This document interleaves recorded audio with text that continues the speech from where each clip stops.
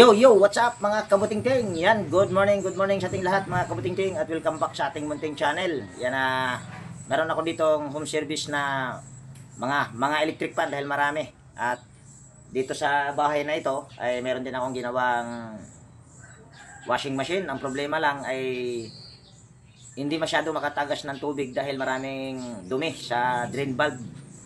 Mayroong barya pa. So hindi ko na binidyo yun dahil napakadali lang. Alam na pagka ganon.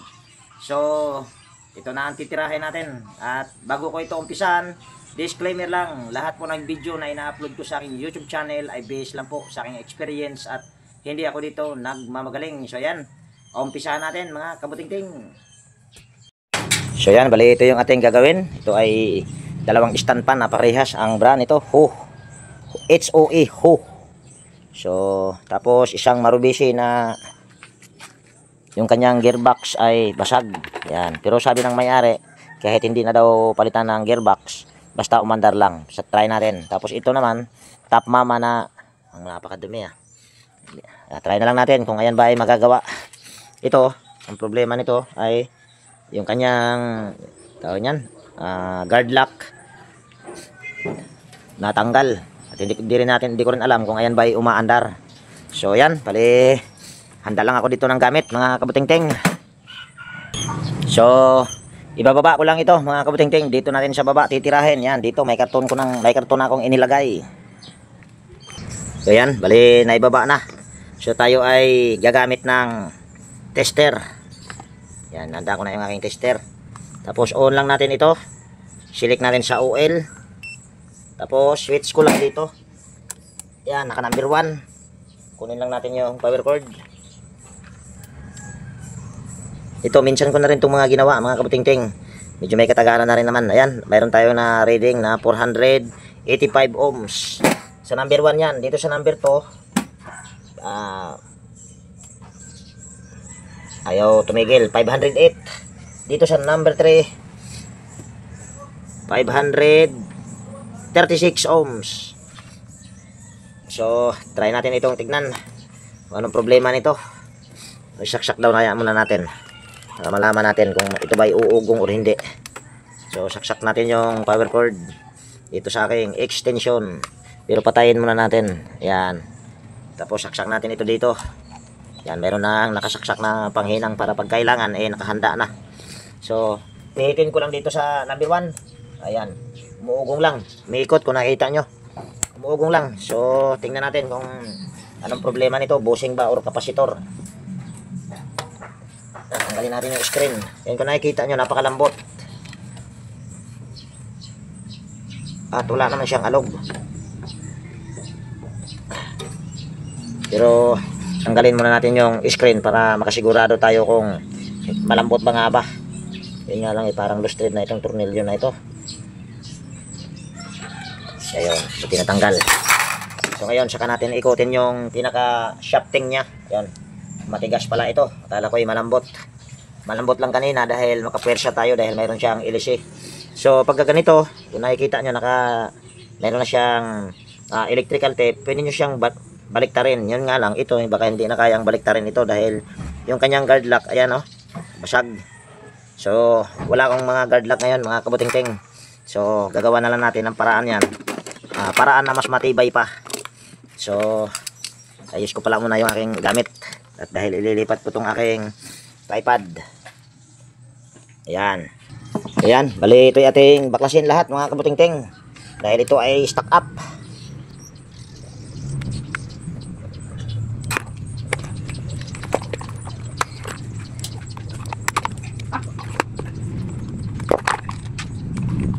Bali mga kabuting-ting ng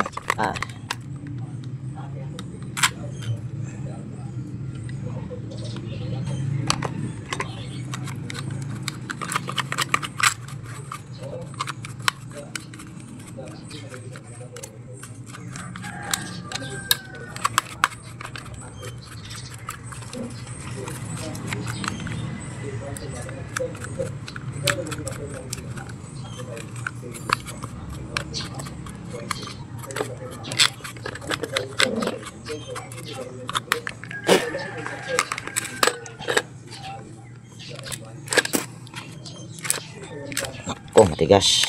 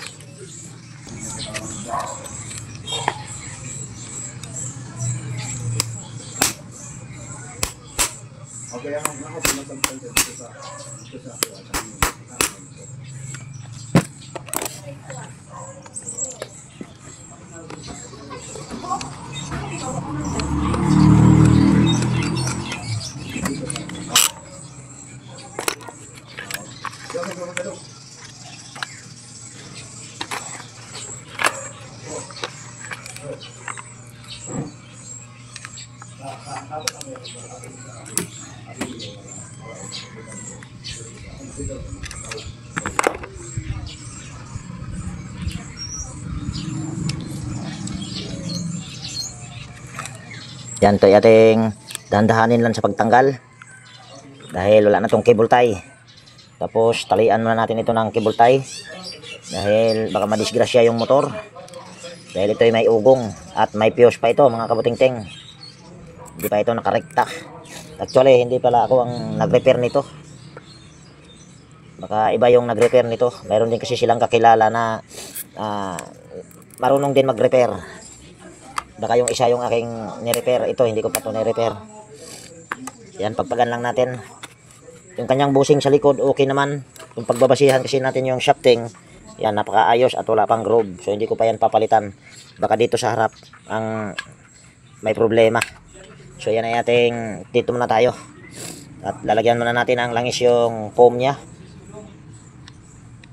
Puro electric pan yung aking upload ngayon mga kabuting-ting, sunod-sunod.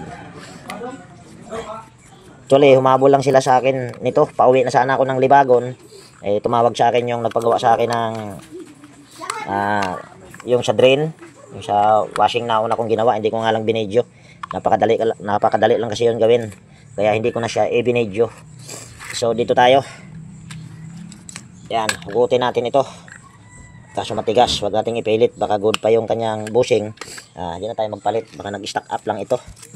So yan ay ating lilihain bago natin hugutin yung shafting. Sawa talaga sa puro electric pan. Kahapon hindi maganda yung panahon dun sa Matalom dahil muulan. Ayan, tapos hugutin natin. Maganit siya. Ayan. Tapos tingnan na natin dito kung okay pa ba bushing ito, kung wala bang gas-gas. Mayroon na siyang mayroon na siyang tawag niyan, gas-gas. Yan yung kumintab, yan yung makintab na nasa gitna banda. Yan gas-gas yan. Kaya hindi siya makaikot. Yan paikot. Yan yan, paikot talaga yan. Yung makintab na yan, ayan paikot. Kaya magpapalit tayo ng bushing sa harap. Bushing sa harap lang yung ating papalitan ito at hindi pa ito napalitan yan, dahil wala pang tupi itong kanyang lock sa bushing. So tanggalin lang natin tong bushing. Si Big Soto. Shout out sa'yo, boss. Big Soto. Yun ang tunay na bushing. Ay, hindi pala ang tunay na bushing yun. Dahil yung tunay na bushing doon sa taas. Gasgas na gasgas. Yan lang yan. Tatapon na rin naman yan. So, kuha lang tayo ng bushing. So, ito yung ating bushing na pamalit. Yan. Bago ito. Yan. So, ito yung ating ikabit dyan. Lagay natin yung foam. Tapos, lagyan lang natin ng langis yung foam nya. Yan. Tapos, balik natin yung lock, yung flower. Tapos, balik natin ito. Pero ayusin muna natin dahil nagkatupi ang kagawang. Nako. Yung ibang clutch ko, gamit tayong iba. Pukpukin lang natin. Hayaan mo na ako magkatupi-tupi yan. Ang importante maayos yung pagkalak sa bushing. So tulak natin ito. Ayan. Ayan. Tapos dahil natupi yan, baka mamaya hindi pumasok itong kanyang spacer. Ito, gagawin lang natin, ibubuka lang natin ito gamit nitong side cutter.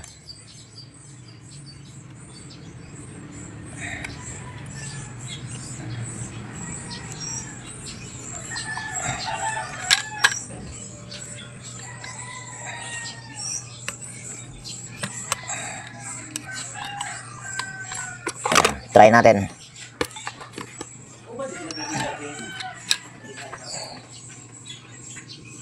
Okay na siguro ito. Pero ibubuka pa natin ng maayos para sigurado. Para hindi tayo pabalik-balik. Ayan, okay na yan. Nasa gitna yung bushing. So, lilihain natin itong kanyang shafting dito sa harap.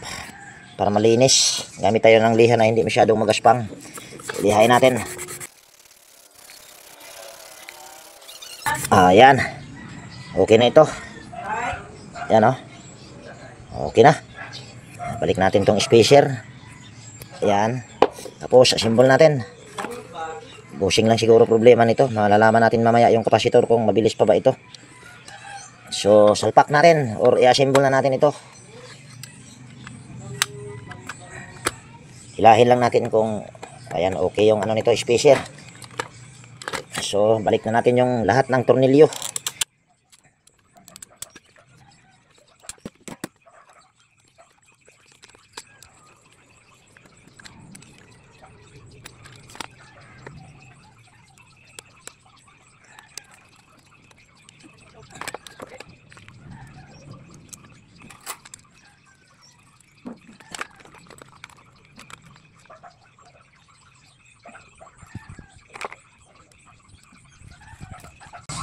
Ayan. Tapos try daw natin tester ito kung ito ba'y walang ground. Okay ba ang ano nito? Motor. Meron kasing nag-comment sa akin baka paano daw malaman kung grounded ba yung motor. So ganito lang, simple lang naman. Yan, nakasit na yan sa OL. Kaso nasaan na ba yung saksakan nito? Yan ito. Kaso hindi pala kita. Ayan. Pag may nag-buzzer, ibig sabihin grounded yan. Gaganyan lang natin yung isang test probe yan sa dalawa na ito. Yan. Tapos kiskis natin dito itong isang test probe sa bakal. Yan, walang nag-buzzer. So ibig sabihin ay good yung ano, good, walang grounded ba. Gulo mong paliwanag tinga. So try daw natin isaksak. Ayan ay naka number 1. Ayan, umaandar na. Tingnan natin kung mabilis pa. Ayan, mabilis pa ito mga kabuting-ting. Ayan. So hugutin natin dahil naka number 1 lang naman yon at mabilis pa. Ilang microfarad. Itong ganitong klaseng kapasitor para sa akin matibay ito. Ayan, oh. BM na kulay black. Kulay black, kulay puti yung nakasulat. Pero makikita naman natin yan sa actual kung mabilis nga ba. So sabit lang natin itong kapasitor. Nako, tagwang. Hirap pa.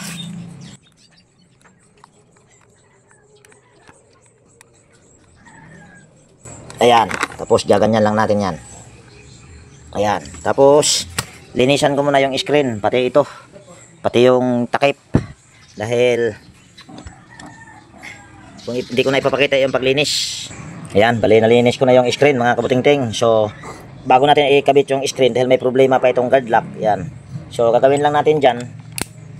Ayan, ganito lang natin yan. Sana ba yung ayan, ito sukat natin. Ayan, tapos kunin lang natin yung tawag daw nito rear guard. Malay ko ba kung ano screen yung aking natutunan So yan, ano lang tayo ng tanda. Yan. Yan, bubutasan natin yung screen at isasama na natin yan sa pagtornilyo sa housing. So lagay ko lang yung aking camera dito para hindi siya gabal pag nagpukpok. Ayan. Tapos gamit tayo nitong DIY na ito. Tapos gamit tayo ng pako. Bubutasin natin. Pero kung may barina kayo, ay barina mas maganda. Wala akong barina kaya pako lang. Pako na concrete nail. So bubutasin ko lang ito.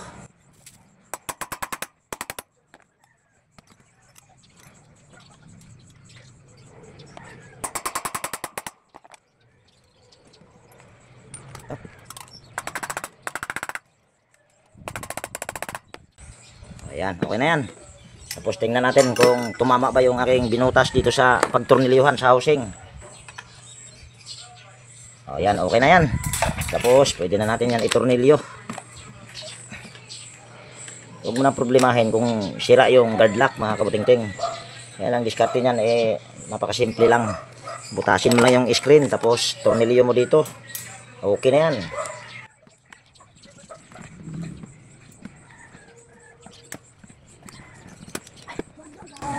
Ayan, okay na yan. Tapos para hindi pangit tignan, pwede nating ibalik ito. Ayan, napakalambot. Ganon din yung gagawin ko doon sa isa dahil sira rin ang guard lock doon. So kabit na natin ito.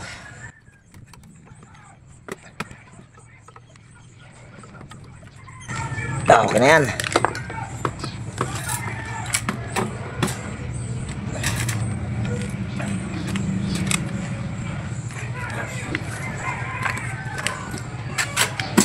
Yan, mamaya na natin takpan, ilagay yung takip, baka mamaya may problema pa yung kapasitor dahil hindi naman natin ito tinisting, sa kamay ko lang tinisting. So kabit natin sa stand.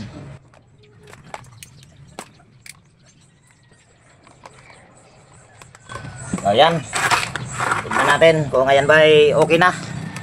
Naka number 1 ba yun? Naka number 1 yan. So saksak ko dito yung power cord. Tingnan nyo kung iikot ba kagad. Ayan, iikot kagad. Tapos tingnan natin kung magsiswing ba. Yan ay naka number 1, no? O yan, yung ito nakatapat dito sa nakalihis. Yun nga lang, para yatang kumarang pala tayo sa daanan. Hindi na rin pala ito nagsiswing, mga kabuting-ting. Nakaguwang na. Wala tayong pamalit nito. Oh, may problema pa yung swing. Kagwang yan. Ibababa ko lang yan para dito natin titirahin sa baba. Yan, naibaba ko na. So ito ay ating tanggalin yung dalawang tornilyo.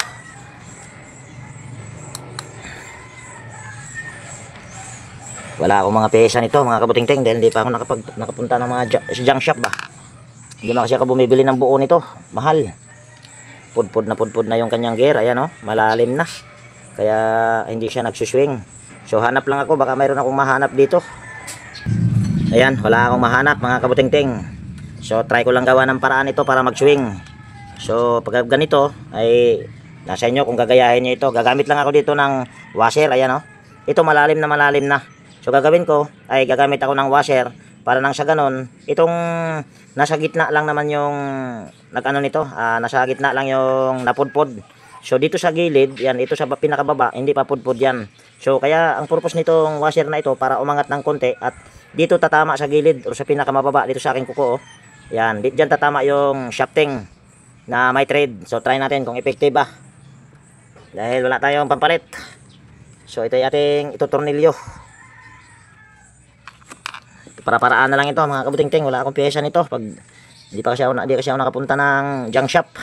Junk shop lang naman ako bumibili nito kasi kung bibili ako ng buo, mapapamahal yung mga ginagawaan ko, kaya hindi ako bumibili niyan. So yan.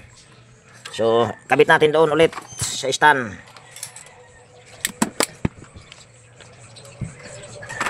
So yan. Try natin ulit. Ayan ay naka number 1. Yung magsiswing na ba? Para yatang bumagal, ano nangyari at huminto at umugong na lang. Bakit kaya? Dali ha, mag-adjust tayo dito, baka na sobra namang ipit. Mag-adjust tayo ng dito tayo mag-adjust sa isang tornilyo. Ayan, mana ipit. So saksak natin yung saksak ko dito yung power cord. Tingnan nyo, ganun pa rin ang kagwang, naipit ito. Nako, luwagan natin dito sa kabila. O yan, naipit, mga kabuting-ting, kaya ayaw umandar. Kaso ganun pa talaga, swing naman siya. Ayan, o. Yun nga lang pa utal-utal kung sa pagsasalita yun, para siyang nag-uutal, ang hindi maganda. So ginawaan lang kasi natin ng paraan ito para mag-swing. Yan, i-ayos ko lang yun doon, i-adjust ko lang yung mga tornilyo para maayos yung pag-swing niya. Hindi ko na siguro ipakita yan, nasa taas. So yan, bali natornilyo ko na or natakpan ko na yung takip niya, mga kabuting-ting. So yan ay ating itatry kung okay na ba yan. Yan, number 1, ikot ka agad. At nagsiswing na rin kahit wala tayong pinalit na gear. Tapos number 2. Napakabilis. Baka magtanong kayo, baka i-steady pa ba yan? Ayan, i-steady natin. Ayan, mag-i-steady yan. Ayan, oh. Swing natin ulit. Oh, ayan. At wala na siyang lagatak. So, para-paraan lang mga kabuting-ting para makagawa. Kung magtanong kayo, kung tatagal ba kaya yon? Tatagal siguro yon dahil yung nasa baba hindi naman putput yon, nasa gitna lang. Nilagyan lang natin ng washer para tumama yung pinaka-thread doon sa pinakababa. So, maayos yung pag-ikot niya. So, katulad yan. Hindi lang naayos yung pagtornilyo ko doon. So, ganun lang. So, dito tayo sa isa. Bababa ko lang yan. So, ayan. Bali na ibaba ko na yung isa. Siguro hindi ko to lahat ipapakita sa inyo yung paggawa nito dahil haba yung video natin. Sa mga gustong matuto, gusto talaga nila ng mahaba. Sa gustong matuto. Meron tayong mga kadikit Meron tayong mga vlogger din na kadikit. Pag sobrang haba, hindi nila tinatapos. Maliban sa iba na tumatapos. Yan, tanggalin lang natin tong ilis Tapos itatry natin ito, baka mamaya guard lock lang yung problema nito. Kasi ayaw matanggal yung ilising kagwang. Yan. Pagutin natin. Naku, matigas. Kagwang na. Hindi pala kita yung aking ginagawa. Matigas ugutin yung kanyang ilisik at wala nang tornilyo. So gagawin natin dyan, babad muna natin yan sa langis. Yan. Babad muna natin yan. Ayan. Try na natin ito mga kabuting-ting. Kung ito ba ay matanggal na natin yung ilis Nako, matigas pa rin. Pukpukin lang natin.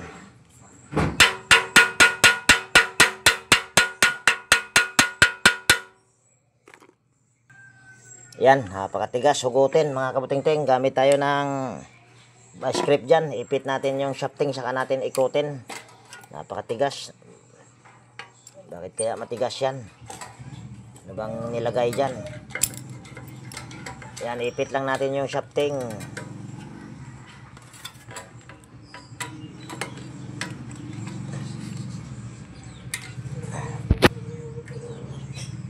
Ayan.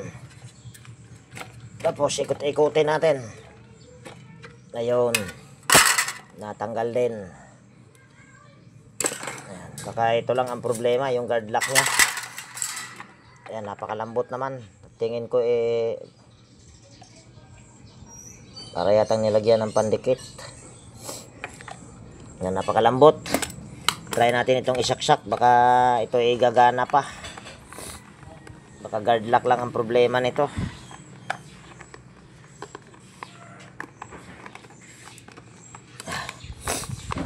Sipon ko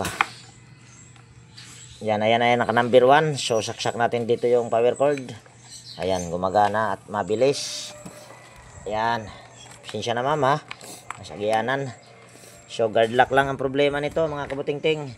So, dahil guard lock ang problema nito, katulad lang din yung ginawa ko yan. Binutasan ko lang yung una. Ganon din gagawin ko dito. Bubutasan ko lang din yan, pero hindi ko na ipapakita sa inyo. So, yan. Bale, update ko kayo dito sa aking ginagawa. Doon sa itong isa, yan kung makikita nyo, yan durog na talaga. So yan, nakatornilyo na. So kabit ko lang yung ilis at hindi ko na ipinakita yan. Kung sa baga nilangisan ko na rin yan mga kabuting-ting. So istipot lang kayo ulit dyan. So yan, bali ito na mga kabuting-ting. Na-assemble ko na. Tapos nilagyan ko na rin siya ng ito, DIY na knob. Ginawa ko lang dyan ay nilusaw ko lang yung pinion niya sa aking panghinang, tapos nilagyan ko siya ng tornilyo. So pwede mo na siya i-steady. Kung magtatanong kayo kung ayan ba ay delikado, hindi po yan delikado dahil nakatornilyo yan dito sa plastic. So walang ano yan, walang ground. So testing natin kung ayan ba ay mag-swing din dahil hindi ko pa naman yan tinesting. So ayan, ang kita nyo, number 1 pa lang yan. Umaandar na kagad at napakabilis. At nagsiswing din ito. Ayan, lagay natin sa number 2. Yan, number 2 na yan. So okay na ito, pinaka problema nito ay guard lock lang. Tapos nag-DIY na lang tayo, tinornilyo natin yung housing at hindi na natin ibinalik yung guard lock dahil basag na basag. At tingnan natin, ito, hawakan natin yung ating inilagay na tornilyo kung ayan ba yung mag-ground. Ayan, walang ground yan. Walang ground yan. So good na ito mga kabuting-ting. So nakadalawa na tayo. So ipapakita ko na rin paggawa dyan sa iba. Baka gagawan ko na lang ng paraan ito para umiksi-iksi yung video. So yan, bali dito tayo sa isa. Itong dispan na Marubisi ang brand, 16 inches. Basag yung kanyang gearbox kahit hindi ko pa tinignan. Ayan, basag yan pag mga ganyan. So try natin ito, pero nagkausap na kami ng may-ari nito. Sinabi ko sa kanya wala talaga akong pyesa niyan. Dahil wala tayong budget na malaki na pambili ng pyesa. Kapasitor nga mga kabuting-ting, puro dos na lang yung aking naiwan. 1.5 wala na rin.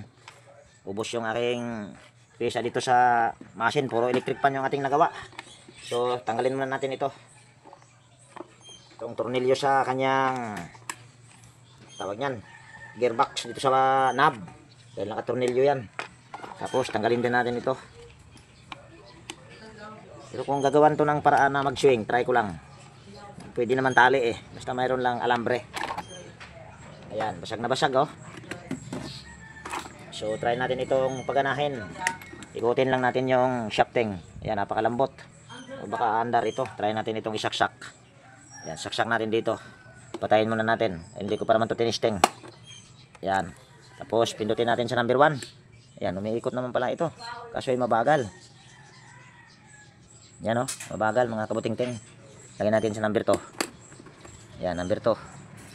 Ako hindi ko ito magagawa mga kabuting-ting dahil yan, number 3 yan. Napakabagal.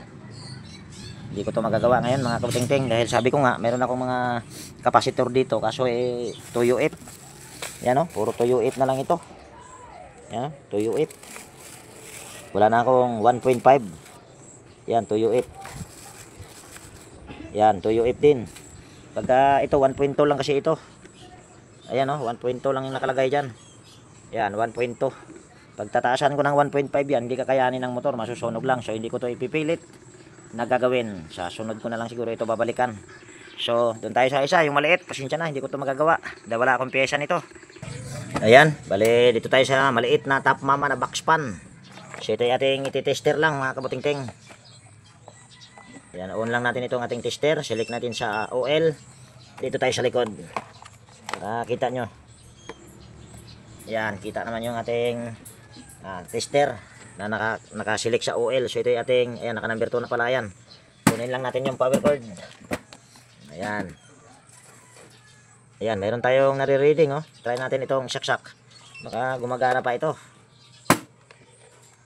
Ayan, hindi gumagana. At wala ding ugong. Bakit kaya? So tanggalin lang natin. Tingnan natin kung ano problema nito. Bakit ayaw umandar? Mayroon naman tayong nakuhang continuity or mayroon tayong nare-reading. So baklasin lang natin ito. May mga tornilyo ito mga kabuting-ting pag mga ganito. Nalaglag.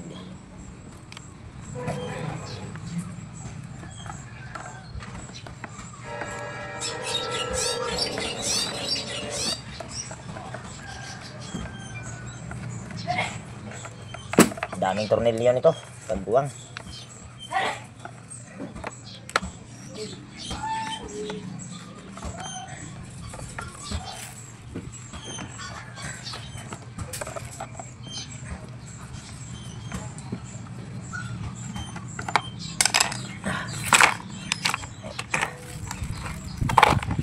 Kunin muna natin yung mga tornilyo. Para yata nagkatanggalan na yung mga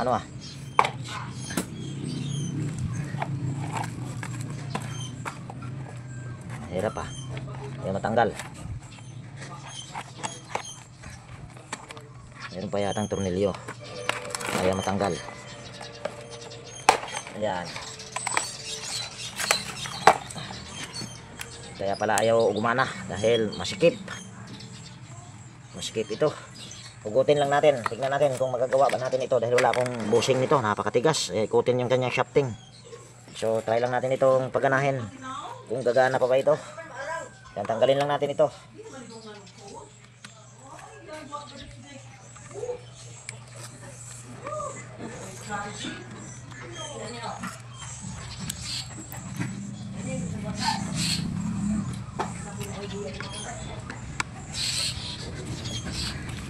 Itong ganito mga kabuting-ting ay nung nandun ako sa Maynila, kabaliktaran ito. Mahal ang nito, pyesa kaysa malaki. Dahil yung bushing nito may kasamang housing. Pag maganda pa yung motor nito, ang problema lang nag-stack up kaya ayaw niyang umandar. Try lang natin. Kung good pa ang bushing nito or kung nag-stack up lang ito, gagana pa ito. Pero kung kailangan palitan yung bushing, hindi na kaya ito dahil wala akong pangpalit. So try na itong tanggalin natin ito, yung dalawang tornilyo.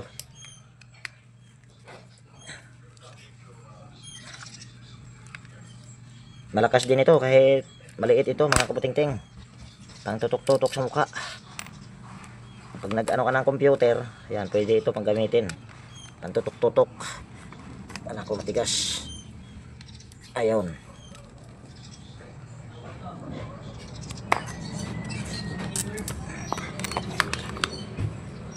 Lilihain lang natin para mailabas natin itong kanyang shafting or yung ito, yung pinaka housing nito na may kasamang bushing. Lihain natin, baka mamaya okay pa yung bushing, so hindi magagasgas. Lihain muna natin.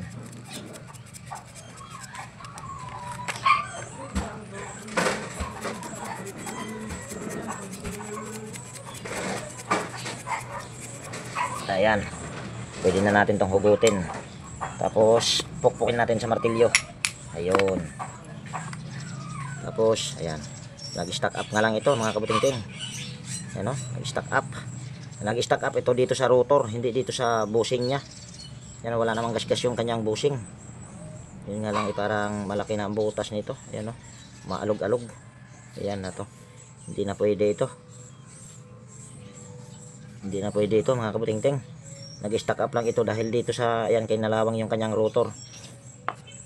Wala, hindi ko ito magagawa dahil may problema bushing nito. Walang gasgas pero malaki ang butas. Yan o, umaalog. Yan.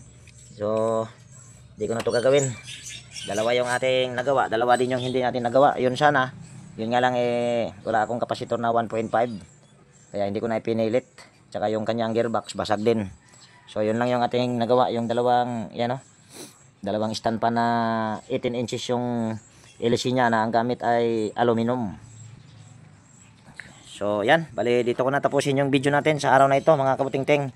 Kung nagustuhan nyo itong video na ito, baka pwedeng pa-like at pa-share. At higit sa lahat, kung bago kayong napadpad dito sa aking munting channel, baka pwedeng hilingin ko na rin yung inyong pag-subscribe at pakipindot na rin yung notification bell at ilagay sa all para ma-notify ka pag mayroon akong mga bagong i-upload na video. So yan, laging nag-iwan sa inyo ng ingat tayo palagi at God bless po sa ating lahat mga kabuting-ting. Yan, bye bye na po.